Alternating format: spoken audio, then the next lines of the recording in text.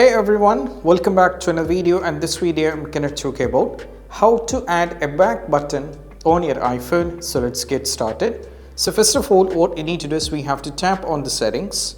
Now from here you have to scroll it down a little bit and navigate to the accessibility. Now from here you have to scroll it down a little bit and navigate to the touch. Now from here you have to tap at the top that's called AssistiveTouch.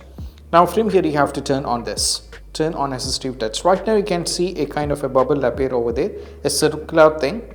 Now as you can see, we have to select this for single tap, double tap and all. So first tap on the single tap. Right now as you can see, this has been set into open menu. So I'm just changing this one to home.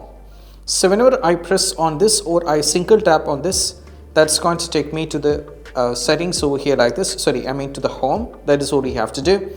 And also similarly, once you set up for the single tap, you can go to the double tap here. And right now what you need to do is you can go to app switcher over here. So I'm going to show you, I have set two buttons over here like this.